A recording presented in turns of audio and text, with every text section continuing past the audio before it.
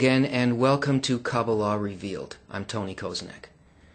You've heard us speak several times about the ladder of ascent from our current perceptions, limited perceptions of reality, to all the way up the 125 levels until a person reaches equivalence of form with the Creator. We can't explain each and every one of these steps, but it's important to know in general where a person is aimed at, where we are supposed to go, what the attainment really consists of. And Bala Salam, in his introduction to the study of the 10 spheres, the 10 Sephirot, covered a lot of very important fundamental information. One of the things that he talks about is the states that a man can be certain that he will go through in the attainment of this higher perception. He breaks it down into 5 states. And within these 5 states there are many levels, and this accounts for the 125 that's spoken of in the ladder. Let's take a look at what a person can expect to experience. And by doing that, we will also be able to see something about a very important component in the study of Kabbalah. That is, why Kabbalists study in a group, where that exists on the path, why it's there, and how it helps us attain the states that are outlined here. So here they are laid out on a graph. Here are the states that we go through on our path back to the source of our soul. In the physical world, we find that there are 2 major states: double concealment, and then when we pass through that, single concealment. At the end of that state, there is the barrier between the physical and the spiritual world, and the first state that we enter in the spiritual world is a state of correction. Now, I'm going to explain these to you. After we go through that, we find that there is the first revelation, a high level of contact with the Creator's nature, and then finally, second revelation, the conclusion of the path and the reaching of equivalence of form with the Creator. Let's take a look at what double concealment consists of. Bala Salam describes it this way. Double concealment is concealment inside concealment. In this state, the person doesn't even feel the opposite side of the Creator, cannot perceive anything as coming from him. He feels that the Creator has abandoned him, disregards him completely. He attributes suffering to destiny and blind nature. Being confused by the Creator's attitude towards him, the man loses faith. Now, we're not speaking about somebody who is not on the path here. This is not the state of the world in general or of the masses for whom the reality of the Creator does not exist in them as anything really tangible or anything that motivates them. This is about a person who is in a kind of an unconscious state in regards to this desire, but still finds that his life and its direction is becoming organized by a desire to really understand why things happen to him the way that he does. So that a person feels that there is a Creator, but that he's abandoned, that's already a relationship, and it's already the beginning of a desire. That's why we call it the beginning of a path. And it says that he loses faith. So Bala Salam describes what the visceral sort of experience is for the person. When the person prays about his misfortunes and he performs good deeds, he receives no response. That is, he's trying to have a relationship with the Creator, but it's based on his confused understanding. He makes a movement towards the Creator. After he stops praying, he suddenly receives an answer. So in his first action, according to his understanding, nothing. Creator's not there. Abandoned me. When he stops, he begins to feel comfortable in his will to receive. He receives an answer. In other words, the suffering that he had is kind of mitigated by the fact that he's stuffing himself with self-satisfaction. He says, then as the person begins to believe in divine providence and corrects his actions, he's ruthlessly thrown back. So as he progresses on the path, the response from above that a person feels is a complete rejection. That is, a loss of faith. And this is a force happening towards the person who wants to be on the path. But this is the way that it's felt by the person. And he stops believing, and he commits evil deeds.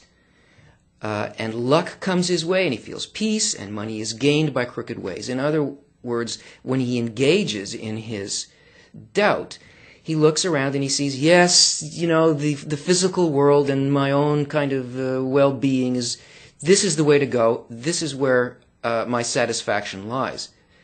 And it seems to him that the people who aspire to the Creator are poor, sick, despised, uncivilized, stupid hypocrites. Why? Because in his plea, in his sensation, they're nuts. His experience has just told them there really isn't anything there. That's not reality. Those are dreams. Let's get real. And that those who do not seek the Creator seem to be prosperous, healthy, calm, clever, kind, amiable, and self-assured. Right? He sees that the people who don't pursue this path that he was pursuing have a good life. He perceives them as happy. And there are the props of his reality.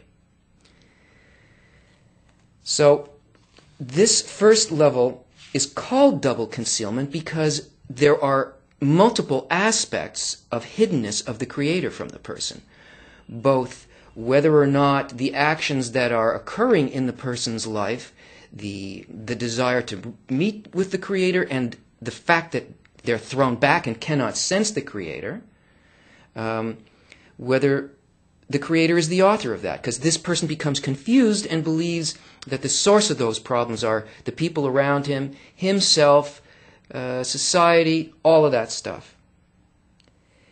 And he also doesn't understand why that's happening. So the Creator is hidden to him within his sensation by two screens, in a sense, by two veils. And this is a period in which a person reincarnates. That is, everything that happens on the physical level, and all their development is an unconscious development, even though they're trying to get on the path. When a person moves through this and finally goes through these stages to a point where they begin to perceive something else, that is, the upper force draws them through this process, and through unconscious evolution and physical incarnations into an incarnation where they will now begin to work with a method that will allow them to actually enter spirituality and remove one of the veils. And Baal Salam describes this state, which is called single concealment, this way. The Creator is concealed. He manifests not as absolutely kind, but as one who brings suffering. In other words, the person is certain that the Creator is the author of everything that occurs in life. But the only thing that he can feel from the Creator in regards to his path is that he brings him a lack and what he calls suffering. So he doesn't understand the Creator's intention, though the reality of the Creator's sovereignty is clear to the person. The person seems to see the opposite side of the Creator since he only receives suffering from him. He nevertheless believes that everything that comes to him comes for a reason, and that the Creator treats him this way to punish him for his evil actions or to lead him to goodness. Thus he strengthens his faith in the Creator's supervision. So he doesn't know, is this coming to advance me, or is this coming to punish me because of my inadequacies, my sins, and this idea? This is where the confusion lies. He doesn't understand the attitude of the Creator in the things that occur. And the visceral description, how the person's reality is set up, is that this person is sick, he's poor, and he's despised by people, he's anxious, and nothing seems to be right in his life. He now sees that his situation is not as good as the people around him, that is, as he perceived people in double concealment. That he finds himself constantly lacking something. He doesn't relate to people in the same way. Nothing is working right because his primary desire to connect with the Creator is very confused. Now here, this is what you find when people have run out of satisfying the first 5 desires. which is what happens unconsciously in double concealment, that's when the point in the heart appears. And that's also the time when a person discovers Kabbalah. That is, they discover that there is a method of having a direct connection with the Creator and understanding Him. And so they become exposed to, it seems maybe just by happenstance, they turn on the television and they watch a program about Kabbalah and their point in the heart starts to pulse. Or they go to a lecture, or they pick up a book in a bookstore, and they begin to get this information, that this is actually possible, and they begin learning a method. Now, this is called a period of preparation, because during this time, a person makes the kinds of inner changes that are conscious. They start developing using both the map of reality, that is, the books, and the correct method, which comes from having a teacher who is in spirituality, a Kabbalist already in the spiritual world, who can give guidance to the person, saying, oh, a little bit to the left, a little to the right, this is the way to go, this is how to use the books. There is also another component, very, very important component, that a person must have in order to really make the method work. But I'll tell you about that later once you see what is in the rest of this map, because you'll see why this must be. So, when a person actually completes this method of preparation and penetrates the barrier into the spiritual world, he enters a state called a state of corrections. This is when the person loses the confusion as to whether he has a direct sensation of the Creator or not, and begins to work in the correction of desires. That is, the 613, 620 desires, mitzvot, become corrected through a sensation of direct connection to the Creator, where a person begins to feel the results of their own attitude and the difference of their attitude towards the Creator in a reciprocal mode, and corrects desires 613, 620 until they come into alignment with the desire or the intention that the Creator has towards them. So here there is not that kind of not knowing and veiledness that exists in first and second concealment. Here, in the double and single concealment, we have what we experience as free will. Right? It's free only in that we're confused and we act as though there was nothing there. Here, past the barrier, is where the real work in Kabbalah begins, after the preparation period of working directly with the sensation of the Creator in a relationship. So once the person has crossed the barrier and begins to work with the correction of desires, what he's really doing is he has finished the preparation and is beginning the work with the books in the correct way. That is, in a revealed way. And actually, this phase includes both the correction phase and the first revelation of the Creator, in which the providence of the Creator is revealed to the man himself. And Baal Salam describes this transition. Although in concealment, the person's faith in the Creator's rule over the world grows stronger. This leads him to the books, which he receives the light of correction from, and an understanding of how to strengthen his faith in the Creator's rule. And when his effort to believe in the Creator's providence reaches sufficient measure, allowing the light of correction to influence him, he becomes ready for the Creator's rule over him in the state of revelation. The Creator reveals Himself to all of His created beings as the good and kind one in accordance with their desires. In other words, the person begins to feel not what he felt as free will through his ego, but as a result of his desire to connect with the Creator, he feels one and the same thing as the intentions of the Creator. It is revealed to him, so that gap, which we call free will, is removed and experienced as a fulfillment, not as a challenge. And he describes it this way: what is viscerally in that. The person feels the Creator's goodness, peace, constant satisfaction, earns enough money without effort, knows no doubt or ailments. He's respected and successful. When he wishes for something, he prays, and it is immediately received from the Creator. The more good deeds he performs, the more successful he becomes, and vice versa. The less good he does, the less successful he becomes. What does he mean by this? Everything that he perceives is satisfaction to him. He no longer imagines that there is something outside of reality. He's not longing for something outside. It becomes revealed within him.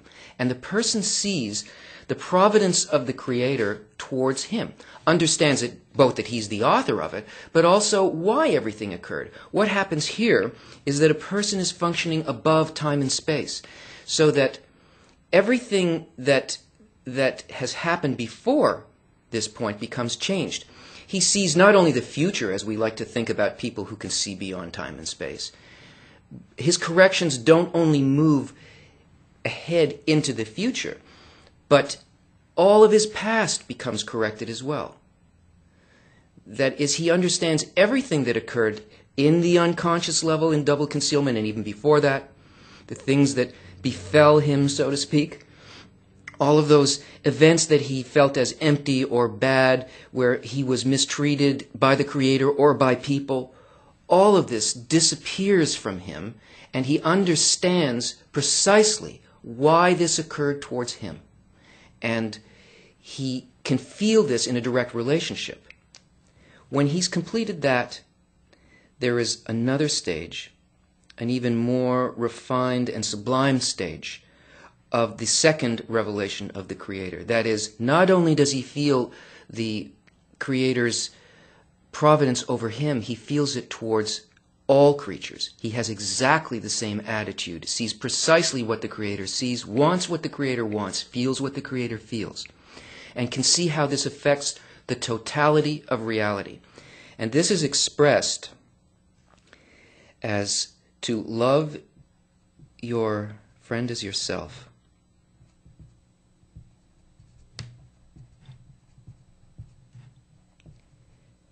To love your friend as yourself. And by experiencing love your friend as yourself, that veil is removed and the person achieves love your Creator. Now, this is very important because this is the goal. And by seeing this, we can understand what a person needs here in the preparatory stage. Here, in order to reach this state, a person has to begin developing a method that deals with that state. The state of love your friend as yourself. The state in which everything is interconnected and functions just for the purpose of the fulfillment of the whole. Now that's not possible just by reading books by yourself or taking direct instruction from a Kabbalist in spirituality. This is where a person makes the transition and creates a point of true free will by creating their environment. They need a group. They need to build an environment that will allow them to simulate this final state and to understand that the books and the teacher and the events of life need to be measured inside of what we call a game or a simulation. Kabbalists study together within a group with very, very defined goals. This is the goal, the adhesion with the Creator and love your friend as yourself. But if a person tries to achieve this kind of relationship with the Creator and all of life without having the correct environment, it's a completely moving target. Our egoism will always play tricks on us because in relation to the Creator, how do we know really where we are with the Creator? How do we know what His responses are like to us when we're in this stage of concealment? If we want to go out of concealment, His real attitude towards us must be revealed.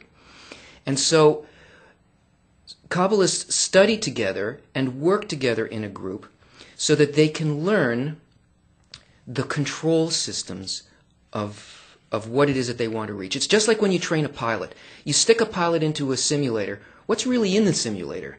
It's a box. There's a screen that that gives you pictures and represents every possible thing that could occur when you're flying a plane. Because when a guy is a new pilot, you're not going to put him into a 747 and go on, just try it out, see what happens. No, you're going to put him into a situation where specific events are going to happen, where he's going to learn what the controls are, how to think, how to respond. And even though he's just in a box with a bunch of electronic controls and pictures flashing in front of him, when he emerges from this, he actually knows how to respond in an emergency situation, how to land, someplace in Greece. He's never been there because he did it through a simulation.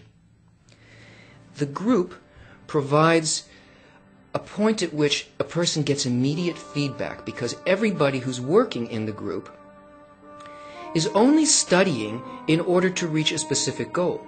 The worst thing that can happen to a person is that they get these things in their hands and then they don't understand what the actual goal is. Without being able to test yourself against something that really shows you where you are in relation to your love of your friend and in relation to the goal itself, that doesn't let you be distracted by other things, that is a perfect environment for the development of this one desire. The problem is that when a person comes to the work, they come with a very small desire for spirituality. They have a lot of physical desires and a small desire for the Creator. But when you group together a group of people whose desire is for the Creator, then that inspiration fills a person. They don't go out with only their own desire. They go out with the desires of all of them. And love your friend as yourself has great implications for both consciousness and its effect on the world. One reaches love of the Creator through the love of people, because we are one soul. So entering spirituality cannot be done as an individual, because the awareness of our interconnectedness is the entry to the spiritual world. And by working with all of these elements, the books, the correct Rav, the correct teacher, and the correct environment which we have the freedom to create for ourselves, it is by doing that that the Kabbalists can enter the spiritual world. Join us again as we go further and further on our journey. See you then.